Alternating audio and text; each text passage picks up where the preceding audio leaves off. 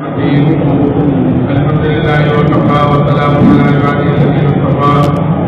اما بعد فاعوذ بالله من الشيطان الرجيم. بسم الله الرحمن الرحيم.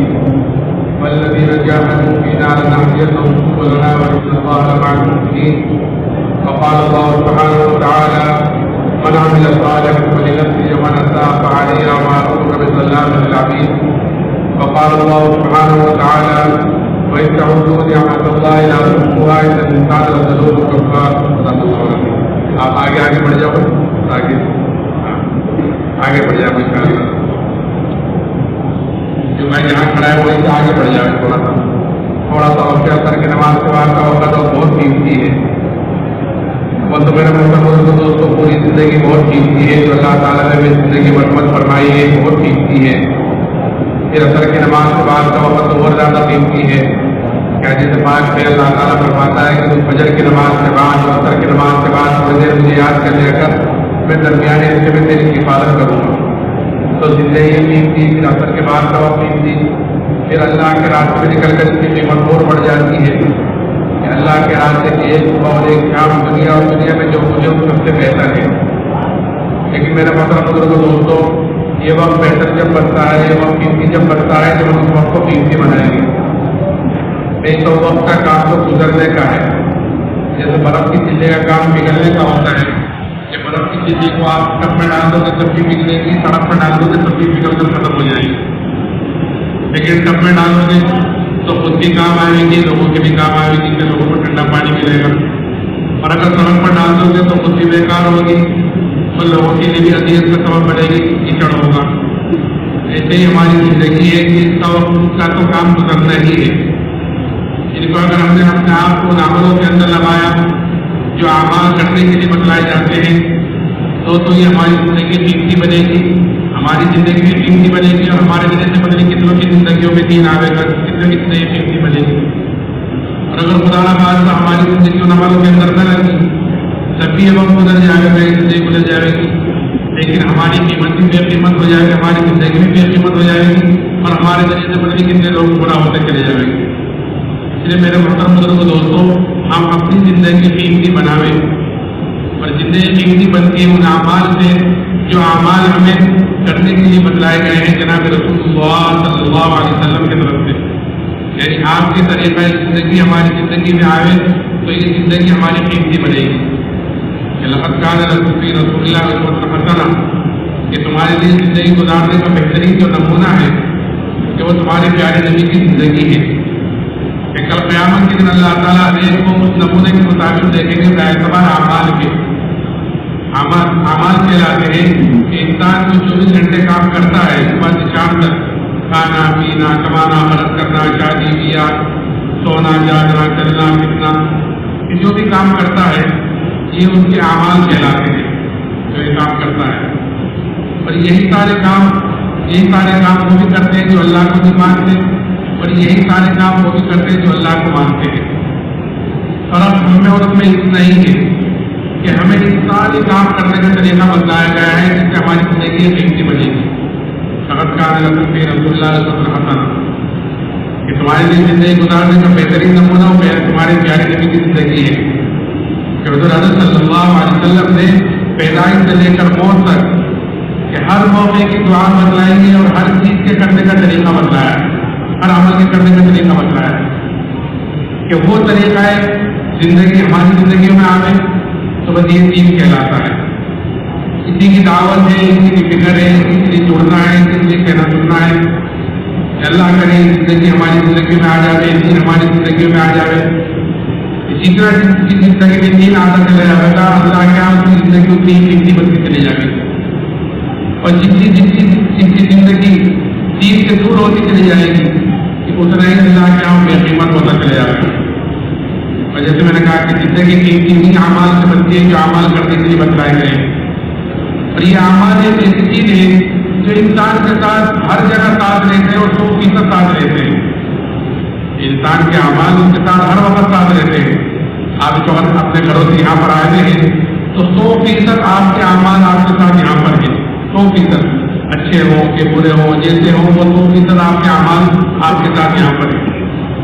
اور یہی اعمال آج کے ساتھ آگے قبر میں اور حشر میں، اور انہی اعمال پر پھر انسان کے جنت اور دوزخ کا فیصلہ ہونا ہے کہ عمل سے زندگی بنتی ہے جنت کی جہنم کی، یہ خاصی اپنی فطرت میں نہ دوری ہے نہ ناری ہے۔ انسان کے بچے بگڑنے کا تعلق دنیا میں کسی چیز سے نہیں ہے، کسی بھی چیز سے نہیں ہے، نہ اسباب سے، نہ اکثریت سے، نہ مال سے، نہ عہدے سے، نہ حکومت سے، کسی چیز سے نہیں ہے، بلکہ انسان کے بننے اور بگڑنے کا تعلق انسان کے اپنے اعمال سے ہے۔ اس لیے عملوں کی قیمت کو ہم سمجھیں، عملوں کی قدر کو ہم جانیں۔ جناب رسول اللہ صلی اللہ علیہ وسلم نے اپنے صحابہ کو اعمال کی طرف سے فکر مند کیا تھا، اعمال کی طرف سے فکر مند کیا تھا، لیکن آپ نے مثالیں دے دے کر سمجھایا ہوا تاکہ عملوں کی طرف سے فکر مند ہو۔ کیا مثال دی؟ ایک مرتبہ آپ نے مثال دے کر ایک پوچھا صحابہ سے، پھر تم جانتے ہو تمہارے گھر والوں کی مال کی اہل و عیال کی مثال کیا ہے، ہمارے اعمال کی اہل و عیال کی مال کی مثال کیا ہے؟ پھر آپ نے کہا کہ ان کی مثال تو ایسے ہے جیسے ایک آدمی ہے اور اس کے 3 بھائی ہوں، اور وہ آدمی دنیا سے جانے لگے تو اپنے بھائیوں میں سے ایک بھائی کو بلا کر یہ پوچھے کہ بھائی تم دیکھ رہے ہو کہ میرے اوپر کیا حالات آ رہے ہیں، کیا مصیبت آ رہی ہے، دنیا سے میں جا رہا ہوں، آخرت کا سفر تیار ہے، تو اس مصیبت کی گھڑی میں تم میری کیا مدد کرو گے؟ تو وہ کہتا ہے کہ بھائی میں تیرے ساتھ رہوں گا یہاں تک جب تک تو دنیا میں موجود رہے گا، تیری تیمارداری کروں گا، تیری خدمت کروں گا، آج جب تیرے انتقال ہو جائے گا تو تجھے نہلاؤں گا، کپڑاؤں گا، دفناؤں گا، اور تیرے مرنے کے بعد لوگوں میں تیرا ذکر خیر کروں گا، تیری تعریف بیان کروں گا، اور کچھ دنوں کے بعد پھر کچھ دیر کے بعد پھر سے بھول جاؤں گا۔ آپ نے فرمایا ان کے گھر والے ہیں، یہ بھائی تو اہل و عیال ہے۔ پھر دوسرے بھائی سے پوچھتا ہے کہ بھائی اس مصیبت کی گھڑی میں تم کیا مدد کرو گے؟ وہ کہتا ہے کہ بھائی میرا تیرا واسطہ تو زندگی تک کا ہے، جب تک تیری سانس چل رہی ہے اس وقت تک تجھے مجھ سے جتنا فائدہ اٹھانا ہے، جتنا نفع اٹھانا ہے اٹھا لے، کہ جب تیرا انتقال ہو جائے گا تو پھر تیرا راستہ الگ ہوگا اور میرا راستہ الگ ہوگا، میں دوسری طرف چل جاؤں گا تو دوسری طرف چل جائے گا۔ آپ نے فرمایا یہ بھائی اس کا مال ہے۔ آپ دیکھو کوئی چیز آدمی کے ساتھ نہیں جاتی مرنے کے بعد، بعض لوگ انگوٹھیاں پہنتے ہیں ہاتھوں میں، انگلیوں پر، وہ بھی اگر نہیں نکلتی تو اس کو بھی کاٹ کے نکال لیتے ہیں، اور کفن کے اسے پہنا دیا جاتا ہے کہ انسان اشرف المخلوقات ہے، اس کی بے حرمتی نہ ہو جائے، اس کی بے پردگی نہ ہو جائے، نہیں تو قبر میں جا کر وہ بھی تلگڑ کر ختم ہو جائے، اور ہر آدمی اپنی قبر سے ننگا اٹھے گا۔ جس طرح دنیا میں ننگا آیا ہے ہر آدمی، ایسے ہی ہر آدمی اپنی قبر سے ننگا اٹھے گا۔ آپ نے فرمایا یہ اس کا مال ہے جو یہاں تک چھوڑ دے گا۔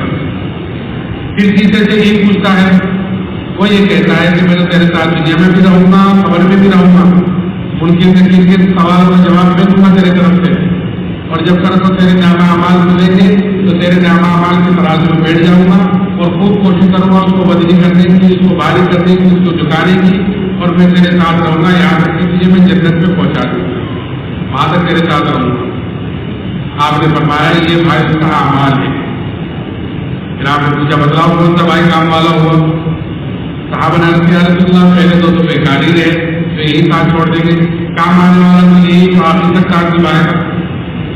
اس لیے میرے محترم دوستوں ہم یہ دیکھیں کہ ہماری زندگی جو صبح سے شام تک گزر رہی ہے کس طریقے پر گزر رہی ہے، اس لیے کہ دنیا جو ہے آزادانہ زندگی گزارنے کا نام نہیں ہے، یہاں پر ہم آزادانہ زندگی گزارنے کے لیے نہیں آئے، لیکن حدیث میں آتا ہے کہ دنیا سجن المؤمن و جنت الکافر، کہ دنیا جو ہے کہ وہ مومن کا ایسا ہے جیسے مومن کے جیل خانہ، اور کافروں کے لیے جنت ہے۔ جیل خانے میں آدمی کیسا رہتا ہے؟ جیل خانے میں آدمی آزاد رہتا ہے کہ آزاد نہیں رہتا، بلکہ پابند رہتا ہے، کیا کا کہ پابند رہتا ہے حکومت کے قوانین کا، کہ اب کھانا ہے، یہ کھانا ہے، اب سونا ہے، اب اٹھنا ہے، یہ کام کرنا ہے، اس طرح وقت گزارنا ہے، وہاں پابند رہتا ہے جیل میں۔ ایسے ہی دنیا کہ مومن کا جیل خانہ ہے، ایسے یہاں آزاد نہیں ہے ہم کہ جب جو چیز چاہ کھا لیا، جس طرح سے چاہ کما لیا، جس طرح کی یاترا چل لیا، جس طرح چاہے زندگی گزار لی، ایسے نہیں ہے، بلکہ ہم کی پابند یہ کہیں گے کہ جناب رسول اللہ صلی اللہ علیہ وسلم کے طریقے کے شریعت کے پابند ہیں، ہم آزاد نہیں ہم زندگی گزارنے کی. میں نے عرض کیا کہ ہمیں اپنے عملوں کی طرف سے فکر مند ہونا ہے، اور اعمال کا دار و مدار میرے محترم بزرگ دوستوں کو انسان کے یقین کے ساتھ جڑا ہوا ہے. جیسے اس کے اندر کا یقین ہوگا، بدن سے نکلنے والے اعمال بھی اس کے اعتبار سے ہوں گے. کہ آدمی کو جو چیز چلاتی ہے عمل کے اعتبار سے، آدمی جو چلتا ہے، آدمی جو کام کرتا ہے وہ اندر کے یقین کے مطابق کرتا ہے. جیسا اندر کا یقین ہوگا، اندر کا یقین صحیح بنا ہوا ہوگا تو پھر بدن سے نکلنے والے اعمال صحیح ہوں گے. اور اگر اندر کا یقین بگڑا ہوا ہوگا، خراب ہوگا، کمزور ہوگا تو پھر بدن سے نکلنے والے اعمال اس کے اعتبار سے ہوں گے. تو ہمیں بنیادی طور پر سب سے پہلے اپنے اندر کے یقین کو بدلنا ہے، اپنے اندر کے یقین کو بنانا ہے. اندر کا یقین یعنی ایمان، کہ ایمان کو ہمیں بنانا ہے. ایمان کی اللہ نے ہمیں سب سے بڑی نعمت پر عمل فرمائی ہے، سب سے بڑی نعمت. اس لیے کہ انعامات تو بہت ہے اللہ کے. قرآن میں کہتا ہے وَإِن تَعُدُّوا نِعْمَتَ اللَّهِ لَا تُحْصُوهَا، کہ اللہ تعالیٰ کے انعامات اتنے کہ اگر ہم اللہ تعالیٰ کی نعمتوں کو گننا چاہیں، شمار کرنا چاہیں تو ہم اللہ کی نعمتوں کو گن نہیں سکتے، شمار نہیں کر سکتے. اتنے انعامات اللہ تعالیٰ کے ہمارے اوپر. ادھر قدم قدم پر، ساتھ ساتھ پر اللہ تعالیٰ کی نعمتیں بارش کی طرح ہمارے اوپر اتر رہی ہیں. اور ایسی ایسی نعمتیں کہ اللہ کی نعمت بڑی نعمت ہوتی ہے لیکن ہمارا دھیان ادھر نہیں جاتا کہ یہ اللہ کی نعمتوں میں سے کیوں نعمت ہے. اس لیے کہ ہر چیز کی قدر اور ہر چیز کی قیمت آدمی کو اس وقت محسوس ہوتی ہے، اس وقت پتہ چلتی ہے کہ وہ جب چیز ہاتھ سے نکل جاتی ہے. تب کوئی چیز آدمی کے ہاتھ میں ہوتی ہے اس کی قدر و قیمت کا پتہ نہیں ہوتا، کہ جب وہ چیز ہاتھ سے نکل جاتی ہے تو پتہ چلتا ہے کہ میں نے کتنی بڑی چیز کھوئی ہے. اور پھر میرے محترم دوستوں، یہ انعامات اللہ تعالیٰ نے ہمارے اوپر اتار رکھے ہیں، دے رکھے ہیں. یہ ایسا نہیں اس کو جیسا چاہے استعمال کر آ جائے، جس طرح چاہے استعمال کر آ جائے نہیں، بلکہ پھر ان نعمتوں کے بارے میں کل قیامت کے دن ہر آدمی سوال کیا ہوگا. ثم لتسألن يومئذ عن النعيم، کہ کل قیامت کے دن تم سے ضرور نعمتوں کے بارے میں سوال ہوگا، پوچھا جائے گا. کن نعمتوں کے بارے میں پوچھا جائے گا؟ یہ آیا ہے کہ اگر ہمیں ٹھنڈا پانی ملا ہے، گرمیوں میں ٹھنڈا پانی ملا ہے، آج وہ چاہتا ہے گرمیوں میں ٹھنڈا پانی، کہ ٹھنڈا پانی ملا ہے تو ٹھنڈا پانی بھی اللہ کی نعمتوں میں سے ایک نعمت ہے. درخت سایہ حاصل کیا ہے دھوپ سے بچنے کے لیے، گرمی سے بچنے کے لیے، یہ بھی اللہ کی نعمتوں میں سے ایک نعمت ہے. کہ اس نعمت کے بارے میں قیامت کے دن پوچھا جائے گا. پھر حضور حضرت صلی اللہ علیہ وسلم نے ہر نعمت کے استعمال کا طریقہ بتلایا ہے. اگر وہ نعمت اس طریقے کے مطابق استعمال ہو رہی ہے جو طریقہ ہمیں حضور نے بتلایا ہے تو میرے محترم بزرگ دوستوں نعمت کی پکڑ سے بچ جائیں گے. اور اگر اس طریقے پر نعمت استعمال نہیں ہو رہی ہے تو یاد رکھنا کہ ہر نعمت کل قیامت کے دن پکڑ کا ذریعہ بنے گی. ہر نعمت سوال ہوگا کا نام رسولہ، یہ ہر نعمت کے بارے میں پوچھا جائے گا. ایک مرتبہ سب گرمی کی دوپہر کا وقت تھا، حضرت ابوبکر صدیق رضی اللہ تعالیٰ عنہ مسجد میں تشریف لائے. تھوڑی دیر میں حضرت عمر رضی اللہ تعالیٰ عنہ آئے. حضرت عمر نے دیکھا ابوبکر بیٹھے ہوئے ہیں تو پوچھا ابوبکر گرمی ہے، دوپہر کا وقت ہے یہاں پر، کہ عمر بھوک کی سختی مجھے باہر لے کر آئیے، بھوک کی شدت مجھے باہر لے کر آئیے. کہتے عمر تم کیوں آئے ہو؟ کہ ابوبکر میں بھی اسی لیے باہر آیا ہوں، بھوک کی وجہ سے باہر آیا ہوں. یہ دونوں باتیں کر رہے تھے کہ اتنے میں جناب رسول اللہ صلی اللہ علیہ وسلم تشریف لائے اور آپ نے ان دونوں سے پوچھا کہ گرمی ہے، دوپہر کا وقت ہے، تم دونوں یہاں پر کیا رسول اللہ بھوک کی شدت باہر لے کر آئی؟ آپ نے فرمایا کہ تعالی کی قبضے میری جانب میں بھی اسی لیے باہر آیا بھوک کی وجہ سے. یہ تینوں باتیں کرتے ہیں صحابی حضرت ابو ایوب انصاری رضی اللہ تعالیٰ عنہ ان کے مکان پر تشریف لے گئے. وہ تو گھر پر نہیں تھے، ان کے گھر والوں نے بٹھایا، آنند کہا. تھوڑی دیر میں ان صحابی کو پتہ چلا، وہ تو آئے دوڑے میں اور اپنے ساتھ کھجوروں کا بڑا سارا پوچھا توڑ کر لے کر آئے، اللہ کے نظرات کے سامنے پیش کیا. ان تینوں نے ان سے کھجور کھائی تو ان صحابی نے بکری کو ذبح کیا اور کچھ کو بھونا، کچھ کو پکایا اور اللہ کے نظرات کے سامنے رکھ دیا. حضرت صلی اللہ علیہ وسلم نے ایک روٹی کے ٹکڑے پر ایک گوشت کا ٹکڑا رکھ کر حضرت کو انصاری کو دیا اور یہ فرمایا کہ بات کو لے کر آ جاؤ. اس نے بھی 3 دنوں سے ایسی کوئی چیز نہیں کھائی، باقی گزرے ہیں. تو وہ تو صاحب لے کر چلے گئے. یہ تینوں ہی کھانا کھا رہے تھے اور آپ کی آنکھوں سے آنسو بہ رہے تھے، آپ رو رہے تھے اور روتے ہوئے آپ نے فرمایا یہی وہ نعمتیں ہیں جن کے بارے میں ہم سے سوال ہوگا کل قیامت کے دن. جب آپ نے بات بتائی تو یہ بات ان دونوں ساتھیوں پر بڑی شاخ گزری کہ یا رسول اللہ ایک کسی بھوک کے بعد، کسی پریشانی کے بعد، کسی حالات کے بعد کھانا میسر ہوا ہے، اس کے بارے میں پوچھا جائے گا. آپ نے فرمایا کہ ہاں اس کے بارے میں پوچھا جائے گا. پھر آپ نے اس کے استعمال کا طریقہ بتلایا. جو میں کہنا چاہ رہا ہوں کہ حضرت صلی اللہ علیہ وسلم نے ہر موقع کی دعا بھی بتلائی اور ہر چیز کے کرنے کا طریقہ بھی بتلایا. اگر اس طریقے پر وہ چیز کر رہے ہیں تو بس یہ چیز ہماری چیز بن جائے گی. جس چیز میں بھی نبی کا طریقہ ہوگا، جس چیز میں بھی کہ وہ گیا کا گیا کام کیوں نہ ہو، چھوٹے سے چھوٹا کام کیوں نہ ہو، کہ اگر اس میں نبی کا طریقہ ہوگا تو وہ چیز ہماری چیز بن جائے گی. جیسے کوئی آدمی بیت الخلا میں جاتا ہے. بیت الخلا کیسی جگہ ہے کہ آدمی اگر ضرورت نہ ہو تو پاس سے بھی نہیں گزرتا، لیکن بیت الخلا میں جا رہا ہے اور نبی کے طریقے کے مطابق گیا، الٹے پیٹ سے گیا، دعا پڑھتا ہوا گیا، سیدھے پیٹ سے نکلا، دعا پڑھتا ہوا نکلا، تو وہ بیت الخلا میں آنے جانا اس کا دین بن گیا کہ نبی کے طریقے کے مطابق آیا. اور اگر میرے محترم بزرگوں دوستوں، نبی کے طریقے سے ہٹ کر کوئی آدمی اونچے سے اونچا عمل کرے، بڑے سے بڑا عمل کرے، اونچے سے اونچا عمل نماز کتنا اونچا عمل ہے کہ آدمی سب سے زیادہ قریب ہوتا ہے اللہ کی نماز سے سجدے کی حالت میں. سارے احکامات اللہ تعالیٰ نے حضرت جبرائیل علیہ السلام کے ذریعے نیچے اتارے، لیکن جب نماز دینے کا ارادہ فرمایا تو اللہ نے اپنے پاس بلا کر نماز دی، وہ نماز. لیکن اگر وہ نماز وہ بھی نبی کے طریقے کے مطابق نہ ہو تو باوجود اسی اونچی عبادت کے، اگر نبی کے طریقے کے مطابق نہ ہو تو وہ نماز کی نماز نہیں رہتی. کیوں؟ کیونکہ طریقے سے ہٹ گئی ہے. حدیث میں آتا ہے کہ وہ نماز جس کا وضو اور رکوع اور سجدہ اچھی طرح نہ کیا گیا ہو. اچھی طرح نہ کیا گیا کیا مطلب؟ یعنی نبی کے طریقے کے مطابق نہ ہو. آپ نے فرمایا صلو کما رأیتمونی اصلی، کہ نماز ایسے پڑھو جیسے نماز مجھے پڑھتا دیکھ رہے ہو. آپ نے ایک صحابی کو 3 مرتبہ واپس فرمایا. ایک مرتبہ فرمایا کہ جاؤ نماز پڑھو، تم نے نماز نہیں پڑھی، جاؤ نماز پڑھو، تم نے نماز نہیں پڑھی. یعنی اس طریقے پر نہیں پڑھی جو طریقہ میں نے بتلایا ہے کہ وہ نماز جس کا وضو سجدہ کی طرح نہ کیا گیا ہو تو وہ نماز پرانے کپڑے کی طرح لپیٹ کر نمازی کے منہ پر واپس مار دی جاتی ہے. اور پھر اتنا ہی نہیں، وہ نماز بددعا دیتی بھی جاتی ہے کہ جیسے تو نے مجھے ظاہر برباد کیا، اللہ مجھے بھی اس کا ظاہر برباد کرے. تو جو جس طریقے میں نبی کا جس عمل میں نبی کا طریقہ ہے کہ وہ بیت الخلا میں جا رہا ہے اس طریقے پر تو وہ چیز بن رہا ہے، اور نبی کے طریقے سے ہٹ کر عبادت کر رہا ہے تو وہ بھی بے دینی کا اور اوپر مار دینے کا سبب بن رہی ہے.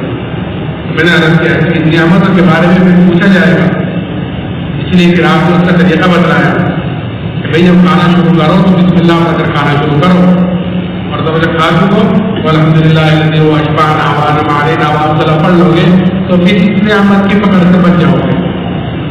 میں نے عرض کیا کہ انعامات تو بے شمار ہیں، لیکن ان تمام نعمتوں میں جو سب سے بڑی نعمت ہے کہ وہ ایمان کی دولت ہے. اس سے بڑی کوئی نعمت نہیں. اس لیے کہ آدمی کے پاس ہر طرح کی نعمت موجود ہو، ہر چیز کے اسباب موجود ہو، راحت آرام ہو، ہر چیز کا ہو، لیکن ایمان کی دولت اس کے پاس نہیں ہے تو یہ آدمی اللہ کے یہاں دنیا میں بھی ناکام ہے اور آخرت میں بھی ناکام ہے. اور اگر آدمی پریشان حال ہو اسباب کے اعتبار سے، چیزوں کے اعتبار سے، تنگی کا وقت گزر رہا ہو، اپنا پانے کا وقت گزر رہا ہو، حالات میں زندگی گزار رہی ہو، نعمتوں کی کمی ہو اس کے پاس، لیکن ایمان اس کے پاس ہے اور ایمان کے ساتھ ساتھ اعمال اس کے پاس ہے، اعمال صالحہ، تو پھر یہ آدمی اللہ کے یہاں دنیا میں بھی کامیاب ہے اور ایسا آدمی آخرت میں بھی کامیاب ہے. لیکن اللہ نے کامیابی کا دار ایمان اور اعمال صالحہ پر رکھا ہے. تو یہ ایمان اللہ نے میں سب سے بڑی نعمت رحمت فرمائی ہے. لیکن آج مسلمانوں کے اندر سے ایمان کی قدر و قیمت نکل گئی ہے. کیوں نکلی ہے کہ جو چیز آدمی کو بغیر محنت کے، بغیر مجاہدے کے، بغیر قربانی کے جو چیز آدمی کو مل جاتی ہے، کوئی بھی چیز ہو، آدمی کے اندر اس کی قدر و قیمت کم ہوتی ہے بنسبت اس کے جو چیز آدمی محنت کر حاصل کرتا ہے.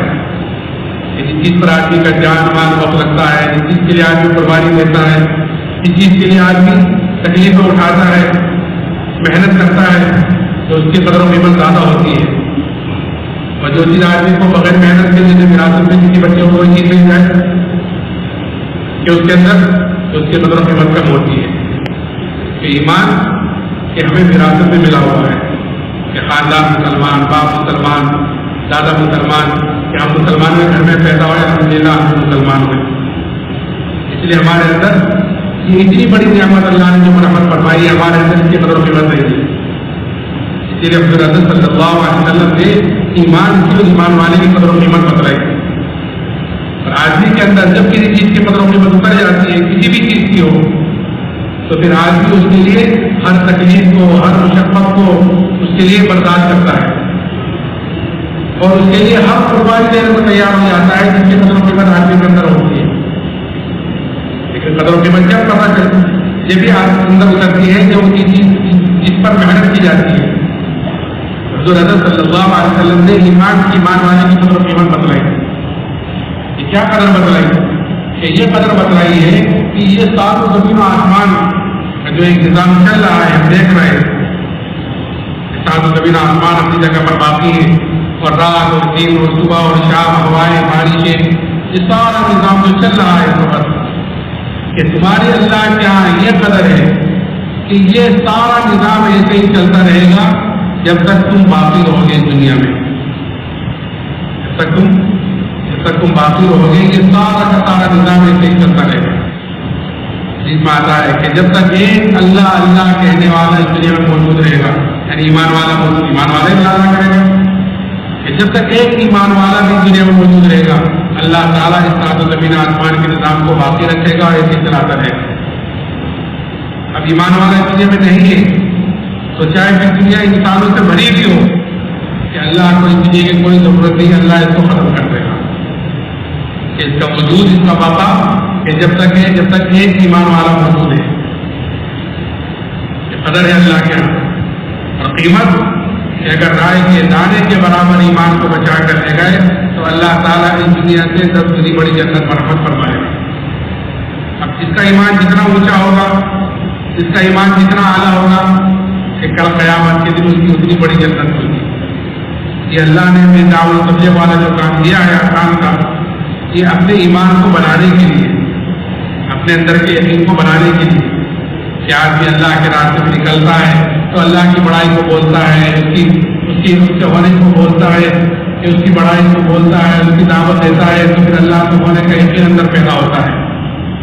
اور جب اللہ سے ہونے کا یقین اندر پیدا ہوتا ہے تو پھر بدل سے نکلنے والے اعمال نہیں ہوتے ہیں. یہی اصل ان جوڑوں کا مقصد بھی ہے، یہی اللہ کے راستے میں نکلنے کا مقصد بھی ہے کہ ہمارے اندر اپنی دین کی کمزوری کا احساس پیدا ہو، ہمارے اندر اپنی ایمانی کمزوری کا احساس پیدا ہو. کہ آدمی کے اندر جب کسی چیز کا احساس پیدا ہو جاتا ہے، کسی بھی چیز کا ہو، تو پھر آدمی اس کے لیے اپنی ساری چیز جھونک دیتا ہے اور اس کی فکر میں لگ جاتا ہے. دنیا داری کا احساس ہے تو آدمی اس کے لیے ہر وقت فکر کرتا ہے، صبح شام دنیا داری کا احساس ہے. تو کوئی آدمی آپ کے پاس بھی زیادہ ہوگا گشت کرنے کے لیے کہ آپ کام پر نہیں گئے تھے، 2 دن سے کام پر نہیں جا رہے ہو تو آج کام پر چلے جاؤ. یہ 2 دن سے دکان نہیں کھولی تو آج دکان کھولو، یہ نہیں آتا ہوگا. آدمی خود ہی احساس ہے کہ میں 3 دن سے کام پر نہیں گیا، 3 دن سے دکان نہیں کھولی، تو خود ہی فکر ہوتی ہے اس کو مجھے کھولنی پڑے گی. آج 14 دن ہو گیا ہے تو 14 دن ہو گیا ہے کام پر نہیں گیا. یہ ایک احساس کی چیز ہے. تو اس دعوت تبلیغ میں یہ کہا جا رہا ہے کہ ہمارے اندر اس چیز کا احساس پیدا ہو جائے کہ میں کیوں پیدا کیا گیا ہوں، میں کیوں دنیا میں آیا ہوں. وما خلقت الجن والانس الا ليعبدون، کہ انسانوں اور جناتوں کو اللہ نے اپنی عبادت کے لیے پیدا کیا. میں اللہ نے بیکار پیدا نہیں کیا. کہ تم یہ مان کرتے ہو کہ تمہیں یوں ہی بیکار پیدا کیا گیا ہے، کہ نہیں، بیکار نہیں پیدا کیا، بلکہ ہمیں اللہ نے اپنی عبادت کے لیے پیدا کیا. اور عبادت میرے محترم بزرگوں دوستوں خالی نماز پڑھنا، خالی روزہ رکھنا اتنی عبادت نہیں ہے، بلکہ عبادت تو جیسے میں نے کہا کہ ہر وہ عمل عبادت بن جائے گا جو عمل ہمارا نبی کے طریقے کے مطابق ہوگا. اور یہی چاہا جا رہا ہے کہ ہماری 100% زندگی دینی بنے. لیکن ایک تو عمل کا نام دین نہیں ہے، بلکہ دین تو اعمال کے مجموعے کا نام ہے. جیسے نماز ایک نام ہے، اثر کی نماز پڑھی ہے، نماز ایک نام ہے نماز، لیکن ایک دو رکن کا نام نماز نہیں ہے، بلکہ قیام ہے، رکوع ہے، سجدہ ہے، تشہد ہے، جلسہ ہے اور قرات ہے. یہ ساری چیزوں پر ہوگا تو اس کا نام پڑے گا نماز. اگر کسی رکن میں کمی ہے تو پھر کہا جائے گا کہ اس کی نماز میں کمی ہے، تو اس کمی کو پورا کرے. یہ تو نماز مکمل ہے، نماز ناقص ہے. ایسے زندگی کے کسی شعبے میں بھی، وہ چاہے کمانے کا ہو، چاہے مدد کرنے کا ہو، چاہے شادی بیاہ کا ہو، چاہے رہن سہن کا ہو، سمجھ گئے، چاہے کسی بھی چیز کا ہو، اگر اس کے اندر نبی کا طریقہ نہیں ہے، کمی ہے، تو پھر اس کے دین میں کمی ہے. نماز بھی پڑھ رہا ہے، اللہ کے راستے میں بھی کام چل رہا ہے، لیکن معاملات سے خراب ہے، پڑوسیوں کے ساتھ رہن سہن اچھا نہیں ہے، گھر والوں کے ساتھ رہن سہن اچھا نہیں ہے، کہ پھر اس کے دین میں کمی ہے. میں نے کہا دین جو ہے وہ اعمال کے مجموعے کا نام ہے. ان ساری چیزوں کا نام مل کر اب بنے گا دین. اب ہوگی اس کی زندگی دینی. ابھی آگے سے پڑھتا چلا جائے گا، اور اگر کمی ہوئی تو پھر آگے حساب کتاب کے اوپر اس کی پکڑ ہوگی کہ نہیں یہاں تمہاری کمی تھی، یہاں کمی تھی، یہاں کمی تھی، پھر حساب کتاب ہو اس کو پورا کرو. میں نے عرض کیا کہ یہ چیز زندگی میں آئے گی نہیں ایمان کے راستے سے، یقین کے راستے سے. میں نے عرض کیا کہ ایمان یہ سب سے بڑی نعمت اور اس کی قدر و قیمت یہ بتلائی ہے. اگر رائے کے دانے کے برابر ایمان کو بچا کر لے گئے تو اللہ تعالیٰ اس دنیا سے 10 گنی بڑی جنت پر رحمت فرمائے گا. تو یہ قدر و قیمت صحابہ کے اندر اتری ہوئی تھی. اس لیے صحابہ نے ایمان کے لیے ہر تکلیف کو، ہر مشقت کو برداشت کیا ہے. جیسے میں نے کہا تھا کہ آدمی کے اندر جب کسی چیز کی قدر و قیمت اتر جاتی ہے تو پھر آدمی اس کے لیے کہ ہر تکلیف کو، ہر مشقت کو اور اس کے لیے ہر قربانی دینے کو تیار ہو جاتا ہے. صحابہ کرام رضی اللہ عنہ کہتے تھے ہم سنتے رہتے ہیں تعلیم کے ذریعے سے، لیکن میرا محترم بزرگ دوستوں یہ قصوں کا سنانا، یہ تعلیم کے حلقے، ان کا مقصد تعلیم کرنا نہیں ہے کہ ہاں بڑوں کی طرف سے بات چلی ہے تو تعلیم میں تو کرنا ہی پڑے گا، ایک منزل کا عمل ہے، یہ اللہ کے راستے میں نکل کر تو کرنا ہی پڑے گا، یہ عمل ہے. بلکہ اس سے اصل مقصد یہ ہے کہ ہم ان قصوں سے اثر لینے والے بنے اور اثر لے کر اس کے مطابق اپنی زندگی کو ڈھالنے والے بنے. اس لیے کہ ہمارے لیے نمونہ تو صحابہ کرام رضی اللہ عنہ اجمعین نے. قرآن کہتا ہے کہ آمنوا کما آمن الناس وإذا قیل لهم آمنوا کما آمن الناس، کہ ایسے ایمان لاؤ جیسے وہ لوگ ایمان لائے ہیں. صحابہ ایمان کے اعتبار سے، زندگی گزارنے کے اعتبار سے نمونہ ہے. حضور حضرت صلی اللہ علیہ وسلم نے فرمایا کہ میرے صحابہ کے ستاروں کے معنی سے جس میں سے کسی ایک کی بھی ابتدا کرو گے تو تم ہدایت کو پا جاؤ گے. ایک ٹکٹ لے کر دنیا سے گئے. صحابہ نے کیسی اپنی زندگی گزاری، تو کیسے اپنے سے زندے ہیں، کہ کیسی زندگی گزاری، ایمان کے خاطر کیسی تکلیفیں برداشت کی. قصوں کو سنے اور پھر ان قصوں سے اثر لے اور اثر لے کر اس کے مطابق اپنی زندگی کو ڈھالنے والے بنے. یہ تجربہ کیسے تھا.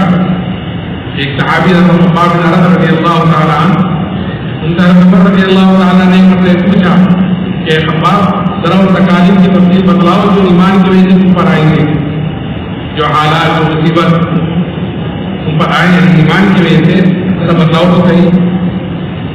حضرت خباب نے کہا میرے مومنین آپ ذرا میری کمر دیکھیں. جب کمر دیکھی تو حضرت عمر نے فرمایا کہ خباب ایسی کمر تو کسی کی نہیں دیکھی جیسی تمہاری ہے. حضرت خباب نے فرمایا میرے مومنین مجھے تو آگ کے انگاروں پر لٹا کر گھسیٹا جاتا تھا اور میری چربی سے میرے خون سے آگ بجھتی تھی. ان کی وجہ سے، ایمان کی وجہ سے. ایک عورت کے غلام تھے، جب اس کو یہ پتہ چلا کہ جناب رسول اللہ صلی اللہ علیہ وسلم سے ملتے ہیں، یعنی ایمان لے کر آ گئے ہیں، تو سریے کو گرم کر کر اس سے ان کے بدن کو داغ دیتی تھی سزا کے طور پر. کہ یہ تو ایمان سے پھر جاؤ، نہیں تو اس طرح کرتے رہو. لیکن جیسے میں نے کہا کہ قدر و قیمت اندر اتری بھی تھی ایمان کی، تو اس لیے ہر تکلیف کو، ہر مشقت کو برداشت کیا. اور پھر اتنا ہی نہیں، جب آدمی قربانی دیتا ہے، جب آدمی محنت کرتا ہے اور قربانی دیتا دیتا ایک حد پر پہنچ جاتا ہے، تو پھر اللہ کی طرف سے دوسرا توفیق مدد کے دروازے کھل جاتے ہیں. صحابہ کرام رضی اللہ عنہم اجمعین نے جب قربانی کی قطع جو تھی اللہ کے وہاں تک پہنچ گئے، تو پھر اللہ کی طرف سے نصرتوں کے اور فتوحات کے دروازے کھل گئے. لیکن جب فتوحات کے دروازے کھلے تو اس پر خوش نہیں ہوئے، بلکہ فکر مند ہوئے. خوش نہیں ہوئے بلکہ فکر مند ہوئے. جب فتوحات کے دروازے کھلے تو اس پر فکر مند ہوئے کہ ہماری تکلیفوں کا، ہماری مشقتوں کا جو ہم نے اٹھائی ہے، کہیں ہمارا اس کا بدلہ ہمیں کہیں دنیا میں تو نہیں مل رہا ہے. اس لیے کہ دنیا میں آدمی کو جو کچھ ملتا ہے وہ تھوڑا ملتا ہے اور وقتی ملتا ہے. آخرت کے اعتبار سے تھوڑا اور وقتی کے موڑ تک. اور آخرت میں جو ملے گا وہ ہمیشہ کے لیے ملے گا اور دنیا سے بہت زیادہ ملے گا. یہ صحابہ اس پر فکر مند ہوتے تھے. یہ مومن کی علامت بتلائی گئی ہے. مومن جو کام کرتا ہے کہ وہ ایک تو آپ اس کا بدلہ دنیا میں نہیں چاہتا، آخرت میں چاہتا ہے. اور مومن جو کام کرتا ہے کہ وہ اپنے اللہ کو راضی کرنے کے لیے کرتا ہے.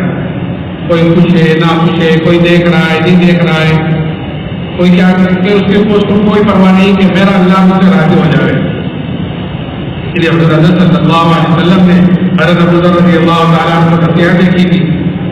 ان نصیحتوں میں سے ایک نصیحت یہ بھی کی تھی کہ حضر دیکھو، اللہ کے معاملے میں کسی ملامت کرنے والے کی ملامت کی پرواہ مت کرنا. اللہ کے معاملے میں کسی ملامت کرنے والے کی ملامت کی پرواہ نہ کرنا. اور اللہ نے کیا فرمایا؟ اللہ نے فرمایا کہ ما آتاکم الرسول فخذوہ وما نہاکم عنہ فانتہوا، کہ جو کچھ تمہیں تمہارا نبی دے اس کو لے لو اور جس چیز سے روکے اس سے رک جاؤ. حضور حضرت صلی اللہ علیہ وسلم نے کہا، ہمیں جیسے میں نے شروع میں کہا کہ ہر چیز کا طریقہ بتلایا ہے. کیسے شادی بیاہ کا بھی طریقہ بتلایا ہے کہ شادی بیاہ کس طرح کرے. لوگ شادی یا دوسروں کے طریقوں کے مطابق کر رہے ہیں اور اس لیے سوچ کر رہے ہیں کہ اگر میرے اس طریقے پر نہیں کی تو ہمارا خاندان کیا کہے گا، تو اس برادری کیا کہے گی. اس سے وہ کہا دیکھو اللہ کے معاملے میں، کیونکہ اللہ کا معاملہ ہے، کہ کسی ملامت کرنے والے کی ملامت کی پرواہ نہ کرنا. کوئی ایک بہتر ہے کہ اس میں نبی نے مجھے یہ طریقہ بتایا تو اس طریقے کے مطابق کرنا. ایک مرتبہ رضی مہان صاحب رحمۃ اللہ علیہ انگلینڈ میں لندن کے ایئرپورٹ پر جماعت سے نماز پڑھنے لگے. تو وہاں لوگ تھے، انہوں نے کہا حضرت آپ یہاں جماعت سے نہ پڑھیں بلکہ الگ الگ پڑھیں. کہ جماعت سے پڑھیں گے تو ذرا یہاں لوگ اس کو اچھا نہیں سمجھتے، تو کچھ کہیں گے تو کیا کہیں گے. حضرت نے فرمایا کہ اگر یہاں جماعت سے پڑھیں گے تو لوگ کیا کہیں گے، اور اگر نہیں پڑھی تو اللہ کیا کہے گا. اگر نہ پڑھی تو اللہ کیا کہے گا. کہ اللہ کے معاملے میں کسی ملامت کرنے والے کی ملامت کی پرواہ نہ کرو.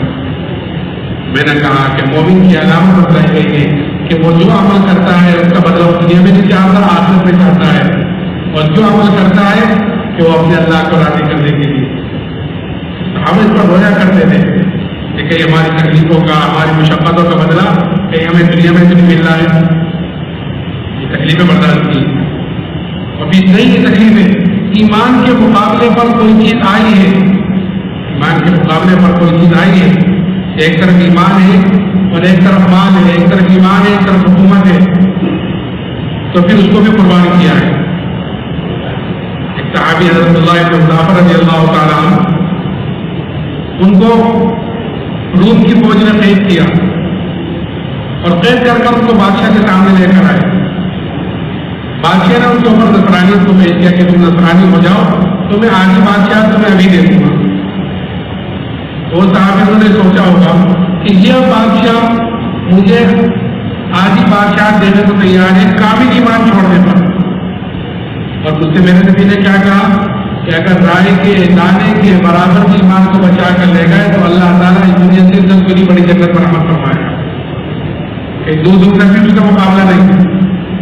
تو اسی وقت جواب دیا کہ آدھی بادشاہت نہیں, اگر پوری بادشاہت ہے اور پوری بھی نہیں, عرب کی جتنی بادشاہت ہے سب کی سب سے تقریب میں پلک جھپکنے کے برابر ایمان کو چھوڑنے کو تیار نہیں.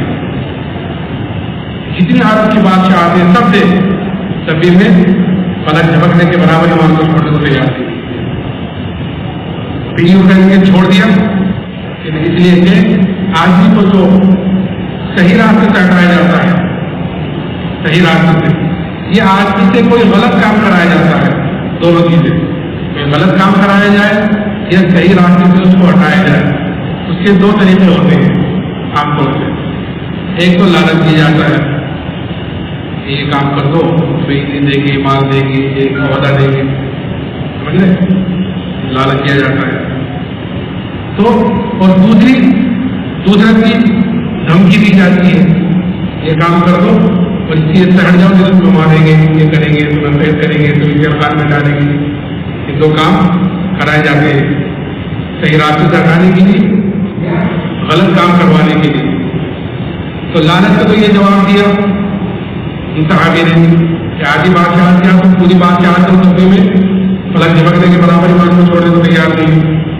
پھر دوسری دھمکی, اور میرا محترم دوستوں دھمکی تو کیا, اصل تو آزمائش آتی ہے اللہ کی طرف سے.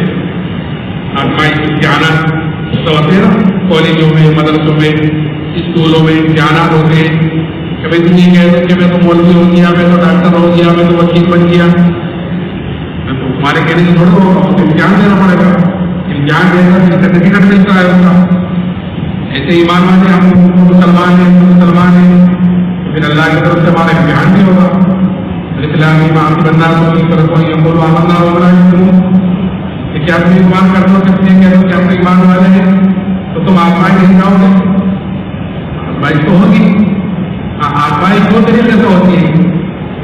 ایک تو اللہ تعالیٰ نے نعمتیں دے کر آزماتا ہے, نعمات دے کر آزماتا ہے کہ دیکھو یہ نعمت مجھے یاد رکھتا ہے, مجھے بھول جاتا ہے, یہ خواہش میں لگ جاتا ہے. اور دوسرے تکالیف اور مشقت لے کر آزماتا ہے, حالات لے کر آزماتا ہے کہ دیکھو ان حالات میں یہ میرے طرف آتا ہے, یہ میرے غیر سے مدد مانگتا ہے. جو ایمان والا ہوتا ہے وہ حالات کا مقابلہ حالات سے نہیں کرتا, بلکہ ایمان والا حالات کا مقابلہ اعمال سے اور توبہ استغفار سے اور اللہ کی طرف رجوع کرنے سے کرتا ہے. جو حالات کا مقابلہ حالات سے کرتے ہیں تو حالات بجائے ختم ہونے کی اور بڑھتے چلے جاتے ہیں, اور پھر اتنے بڑھتے ہیں, اتنے بڑھ جاتے ہیں کہ ایسے آدمی پھر آدمی کا خودکشی تک کر لیتے ہیں. ہوتا ہے کہ حالات سے پریشان ہو گیا, حالات سے بند ہو گیا, پریشانی اتنی ہو گئی, قرضہ اتنا ہو گیا, چیزیں اتنی ہو گئی کہ آخر میں خودکشی کر لیتے ہیں, کیونکہ وہ حالات کو حالات سے ختم کر رہے تھے. لیکن حالات کا مقابلہ اعمال سے اور توبہ استغفار سے کرنا چاہیے. عمر رضی اللہ تعالیٰ کے زمانے میں ایک مرتبہ قحط تازی ہوئی, قحط پڑا, اور ایسا قحط پڑا کہ جانور تک مرنے شروع ہو گئے. حضرت عمر رضی اللہ تعالیٰ نے شام سے اور مصر سے ادھر ادھر سے غلے منگائے, غلے آئے آ کر ختم ہو گئے, لیکن قحط تازی ختم نہیں ہوئی. ایک صحابی نے بکری ذبح کی, اس بکری کے اندر سے نہ خون نکلا نہ گوشت نکلا, خالی ہڈیاں نکلی. اتنا قحط پڑا. وہ صحابی روتے ہوئے سو گئے اور خواب میں زیارت کی جناب رسول اللہ صلی اللہ علیہ وسلم کی. آپ نے فرمایا کہ عمر سے میرا سلام کہنا اور یہ کہنا کہ تم کو بڑا عقل مند تھا, ایمان کی زیادہ تھا فرمائی کہ اللہ نے یہ کیا ہوا. یہ صحابی اٹھے اور حضرت عمر کی خدمت میں گئے اور جا کر اپنے خواب کا تذکرہ کیا. حضرت عمر نے فوراً مشورے والوں کو جمع کیا. مشورے میں خیر ہوتی ہے. آدمی کو کوئی دنیا کا کام ہو چاہے دین کا کام ہو, جو مشورہ کرتا ہے تو اللہ تعالیٰ اس کی رہبری صحیح کرتا ہے, خیر کی چیز سے نکالتا ہے. بشرطے کہ مشورہ دینے والے کی علم میں تو خود غرض نہ ہو, اغراض والے نہ ہو. تو مشورے والوں کو جمع کیا اور مشورے میں بات رکھی. ایک ساتھی نے ایسا خواب دیکھا ہے تو مشورے میں بات آئی کہ امیر المومنین جہاں سے بارش ہوتی ہے ہم اسی کی طرف رجوع کیوں نہیں کرتے, ہم غلے منگا رہے ہیں شام سے مصر سے ادھر ادھر سے، اور کاری تو اللہ کی طرف سے آئی ہے، بارش تو اللہ کی طرف سے ان کے لیے، تو ہم اسی کی طرف رجوع کی فیلنگ کرتے ہیں کہ ہاں یہ چوک ہو رہی ہے، فوراً مدینے سے باہر گئے اور ابھی توبہ استغفاری کر رہے تھے، ابھی توبہ استغفاری کر رہے تھے کہ اسی وقت بارش شروع ہو گئی. یعنی جب تک حالات کا مقابلہ حالات سے کر رہے تھے تو حالات بجائے ختم ہونے کے اور بڑھتے چلے جا رہے تھے، اور جب حالات کا مقابلہ کہ اعمال سے توبہ استغفار سے کیا تو اللہ تعالیٰ نے حالات کو پلٹ دیا. آج بھی میرے محترم دوستوں، آج چاروں طرف جو حالات ہیں امت پر اور خاص طور سے مسلمانوں پر، ان کا واحد علاج یہی ہے کہ ہر مسلمان اللہ کی طرف رجوع کرنے والا بنے، یعنی اللہ کی طرف توبہ استغفار کرنے والا بنے، کہ اپنے طرف سے بھی توبہ استغفار کریں. اور کیونکہ ہر امتی پوری امت کا ذمہ دار ہے، اس لیے پوری امت کی طرف سے توبہ استغفار کریں. اور توبہ کا دروازہ ہر ایک کے لیے کھلا ہوا ہے اور اس کی موت تک کھلا ہوا ہے. شیطان جو ہے وہ توبہ کو چلواتا ہے، کبھی کر لیں گے، کیا جلدی ہے، ابھی کر لیں گے، کر لیں گے، آج نہیں کل کریں گے، کل نہیں پرسوں کریں گے، بعد میں کر لیں گے، تو توبہ کو ڈلواتا ہے. اور پھر اس کا دوسرا کام یہ ہوتا ہے کہ آگے جا کر اللہ کی ذات سے معیوب کر دیتا ہے کہ پھر اس کو توبہ کی توفیق نہیں ہوتی. اس لیے توبہ تو آدمی ہر وقت کر سکتا ہے. آپ یہاں بیٹھے بیٹھے بھی آپ توبہ کر سکتے ہیں، دل سے کر سکتے ہیں. میں نے عرض کیا کہ ہر امتی پوری امت کا ذمہ دار ہے، اس کی پوری امت کی طرف سے توبہ استغفار کرے. تو ان صحابی کو دوسری چیز دھمکی دی، میں نے کہا کہ حالات آتے ہیں ایمان کو پرکھنے کے لیے. کہ دوسری چیز کہ بادشاہ نے ایک دیگ منگائی، اس دیگ کے اندر پانی گرم کیا، اور جب پانی خوب گرم ہو گیا کھول گیا تو قیدیوں کو بلا کر ان کے سامنے اس میں ڈلوایا اور یہ کہا کہ ان ایمان مل جاؤ اور زمین میں ڈالا جائے گا. تو یہ میرا محترم دوستوں کہنے کو تو آسان سی بات ہے کہ میں نے سن لیا اور آپ میں نے کہہ دیا اور آپ پر سن لیا، لیکن جن کے سامنے بات پیش آ رہی ہے اور وہ دیکھ رہا ہے کہ اس کے اندر قیدیوں کو ڈالا جا رہا ہے اور مجھے بھی اس کے اندر ڈالا جائے گا میرے ایمان کی وجہ سے، اس کا ایمان کتنا مضبوط ہوگا. اس لیے آج کا جب یقین مضبوط ہوتا ہے، ایمان مضبوط ہوتا ہے تو کیسے ہی حالات آ جائیں وہ اپنے دین پر استقامت کے ساتھ رہتا ہے، جمع رہتا ہے، کیسے حالات آ جائیں. اس لیے ایمان کی فکر اور یقین کی فکر سب سے پہلے کرنی ہے، کیونکہ دنیا حالات کا گھر ہے. یہاں اچھے حالات بھی آتے ہیں اور ناگوار حالات بھی آتے ہیں. اچھے حالات میں تو آدمی چلتا رہتا ہے، لیکن جب ناگوار حالات آتے ہیں پریشانی آ جاتی ہے تو اس میں آدمی تھوڑا ڈگمگا جاتا ہے. جیسے حالات چل رہے ہیں آج کل، چھوٹی چھوٹی باتوں پر ایمان لکھ رہا ہے، چھوٹی چھوٹی باتوں پر دین لکھ رہا ہے. اتنی آسان سی بات کی میں نے کہہ دیا، آپ نے سن لیا، لیکن جن کے سامنے بات پیش آ رہی ہے اس کا ایمان کتنا مضبوط ہوگا صحابی کا. بادشاہ نے کہا کہ اس کو اس میں ڈال دو، لے جانے لگے اس کو ڈالنے کے لیے، تو وہ صحابی رونے لگے. بادشاہ کے سامنے پیش کیا گیا کہ تو رو رہے ہیں. بادشاہ نے ان کو بلایا اور پھر ان کے اوپر نصرانی کو پیش کیا اور کہنے لگے کہ میں نے تجھ سے ایک مرتبہ یہ کہا کہ تجھ سے جو ہو سکے وہ تم کر لے. وہ کہنے لگے پھر بادشاہ کہنے لگے تم رو کیوں رہے تھے؟ کہنے لگے میں تو اس لیے رو رہا تھا کہ میرے بدن کے اندر ایک جان ہے وہ ساری دیکھ میں ڈالی جائے گی، ختم ہو جائے گی. میں تو اس لیے رو رہا تھا کاش میرے روح میں جان ہوتی ہے، میرے بدن کے اندر 100 جانیں ہوتی. آج وہ ساری کی ساری جانیں آج دیکھ میں ڈالی جاتی اور وہ ساری کی ساری جانیں میں آج اللہ کے نام پر قربان کر دیتا.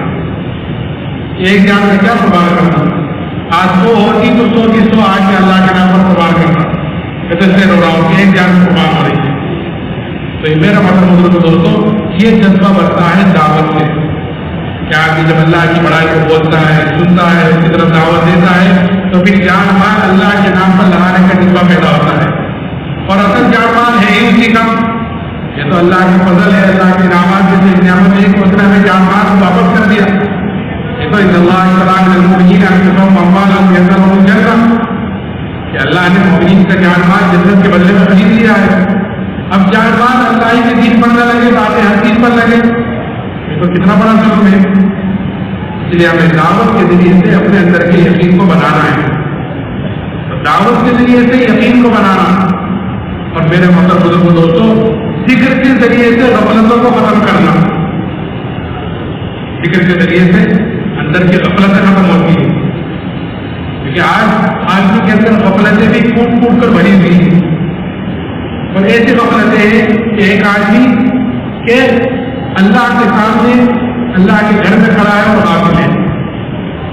اللہ کے سامنے اللہ کے گھر میں کھڑا ہے اور غافل، یعنی نماز پڑھ رہا ہے اور غافل ہے. تو کوئی کاروبار میں ہے، کوئی دکان میں ہے، کوئی کہیں ہے، کوئی کہیں گھوم رہا ہے، کوئی کہیں گھوم رہا ہے ذہنی اعتبار سے. حالانکہ کہاں کھڑا ہوا کہاں ہے کہ مسجد میں کھڑا ہوا ہے، لیکن دھیان کے اعتبار سے پوری دنیا میں گھوم رہا ہے. یہ کیوں ہے؟ کیونکہ غفلت ہے، کیونکہ غیر اللہ کو بولا جا رہا ہے، غیر اللہ کو سنا جا رہا ہے. اس لیے اللہ کے سامنے کھڑے ہو کر بھی غیر اللہ کا دھیان اندر ہے. اس لیے ہمارے بڑے کہتے ہیں کہ میں 3 تسبیح صبح کو، 3 تسبیح شام کو دھیان سے جی لگا کر بابو کو اوپر قبلے کی طرف رخ کر کر. اس لیے کہ آدمی اگر بے دھیانی سے غفلت سے اگر اللہ کا ذکر کرتا ہے تو بھی نفع سے تو خالی ہے ہی نہیں، ثواب تو اس پر مل ہی جائے گا، ثواب تو اس پر مل ہی جائے گا. لیکن اصل ہے غفلت کا ختم ہونا. وہ غفلت کیسے ختم ہوگی کہ جب آدمی دھیان سے جی لگا کر باوضو ہو کر قبلے کی طرف منہ کر اللہ کا ذکر کرے گا اور اللہ کے دھیان کے ساتھ کرے گا تو پھر اس سے غفلتیں ختم ہوں گی. اور جتنا اللہ کا دھیان آئے گا اتنے ہی عملوں کے اندر مزہ آئے گا. جتنا اللہ کا دھیان جتنا اللہ کا دھیان اندر آئے گا، جتنا اللہ کا یقین اندر آئے گا، اتنے ہی آدمی کے اعمال جاندار بنے گے، اتنے اعمال کے اندر جان پیدا ہوگی، اتنے ہی اعمالوں کی طرف سے فکر مند ہوگا، اتنے عملوں کی طرف سے فکر مند ہوگا اور اپنے عملوں کی خرابی پر بھی فکر مند ہوگا. صحابہ کرام رضی اللہ عنہ اجمعین جس طرح اپنے ایمان کی طرف سے فکر مند تھے، اپنے عملوں کی طرف سے بھی فکر مند تھے. کیونکہ جیسے میں نے شروع میں کہا تھا کہ ایمان اور اعمال صالحہ یہ 2 چیزیں کامیابی کے لیے ہیں. ایمان کے بغیر تو کوئی عمل قابل قبول ہے ہی نہیں. ایمان کے بغیر ایمان ہے لیکن اعمال صالحہ نہیں تو کل قیامت کے لیے اس کی سزا بھگتنی پڑے گی. اس لیے صحابہ کرام رضی اللہ عنہ اجمعین اپنے ایمان کے ساتھ ساتھ اپنے عمل کی طرف سے بھی فکر مند ہوتے تھے. اور جس طرح ایمان کے لیے قربانی دی ہے ایسے ہی اعمال کے لیے بھی قربانی دی ہے. ایک مرتبہ ایک صحابی حضرت ابو طلحہ رضی اللہ تعالیٰ اپنے باغ میں نماز پڑھ رہے تھے. سفیان باغ تھا، اس میں نماز پڑھ رہے تھے. ایک پرندہ اندر گھس گیا باغ کے اندر، اس کو کہیں سے باہر نکلنے کا راستہ نہیں ملا. یہ صحابی نماز پڑھ رہے تھے، نماز پڑھتے پڑھتے اس پر نگاہ پڑ گئی پرندے پر. آپ جدھر کو نگاہ جائے جدھر کو پرندہ جائے ادھر کو نگاہ بھی چلی جائے. جب کافی دیر ہو گئی تو خیال آیا میں تو نماز پڑھ رہا تھا. جب یہ خیال آیا کہ نماز پڑھ رہا تھا تو یہ بھول گئے کہ کتنی رکعت ہوئی، 2 ہوئی کہ 3 ہوئی، یہ بھول گئے. سلام پھیرا کر فوراً جناب رسول اللہ صلی اللہ علیہ وسلم کی خدمت میں حاضر ہوئے اور جا کر عرض کیا یا رسول اللہ یہ پورا کا پورا باغ اللہ کے نام پر سکتا ہے. کیوں؟ کیونکہ یہ باغ ذریعہ ہے بنا ہے میرے عمل کی خرابی کا. یہ باغ ذریعہ بنا ہے میری نماز کی خرابی کا. نہ یہ باغ ہوتا، نہ میں اس میں نماز پڑھتا، نہ پرندہ اس میں آتا، نہ میرا دھیان ادھر جاتا اور نہ میری نماز جس سے ہمیں باغ خراب ہوتا. صحابہ کرام رضی اللہ عنہ اجمعین جس چیز میں بھی دین کے طرف سے کمی ہو جاتی، جس چیز کی وجہ سے بھی دین میں کمی ہو جاتی، صحابہ اس کو اپنے پاس لے لیتے تھے. اللہ کے راستے میں نکلنے میں کمی ہو گئی اور اللہ کے راستے میں نکلنے میں تاخیر ہو گئی کہ جس چیز کی وجہ سے تاخیر ہوئی کہ وہ چیز اپنے پاس لے لیتی.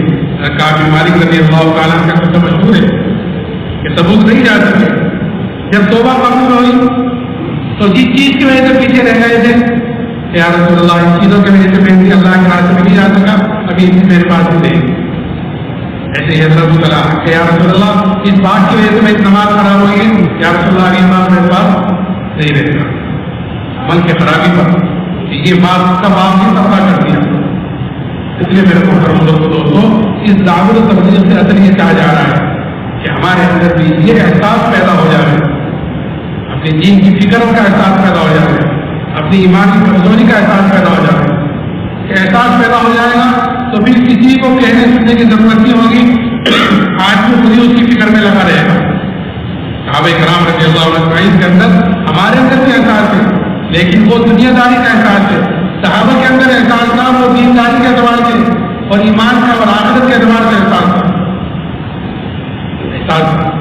ایک صحابی حضرت رضی اللہ عنہ کہ اتنی سی بات پر کہ میں جب حضور کی مجلس میں ہوتا ہوں تو میرے اندر کی کیفیت کچھ اور ہوتی ہے، اور جب میں گھر آ جاتا ہوں تو اندر کی کیفیت بدل جاتی ہے. اتنی سی بات پر اپنے مناسب ہونے کا ڈر پیدا ہو گیا. یہ احساس کی چیز ہے. بس اللہ کرے یہ احساس ہمارا اس اعتبار سے ہو جائے کہ پھر یہ دین کی آگے پھر یہ مومن ہونے کی علامت ہو جائے گی صاحب پہ کہ جب یہ دیکھ کے خوش کرے اور گناہ غمگین کرے، دیکھ کے خوش کرے اور گناہ غمگین کرے تو جان لے کہ تو پھر مومن ہے، ایمان والا ہے. تو ان سارا کے سننے سے، ان اجتماعات سے، اللہ کے راہ سے نکلنے سے اصل مقصد یہی ہے میرے محترم دوستوں کہ ہماری زندگیوں میں دین آئے، اور دین جب بھی آتا ہے جب آدمی کو اس چیز کا احساس پیدا ہو جاتا ہے. اس لیے انشاءاللہ ارادے کریں، ہمت کریں کہ اب تک جتنی زندگی غفلت میں گزر گئی ہے اللہ کی توبہ استغفار کریں کہ اللہ اب تک جتنی زندگی غفلت کے اندر گزر گئی تو اسے معاف کر دیں. آگے جتنی باقی ہے وہ انشاءاللہ اللہ کے احکامات پر اور نبی پاک علیہ السلام کے طریقے پر اپنی زندگی گزاریں گے، کریں گے انشاءاللہ. اللہ تعالیٰ ہماری توفیق عطا فرمائے.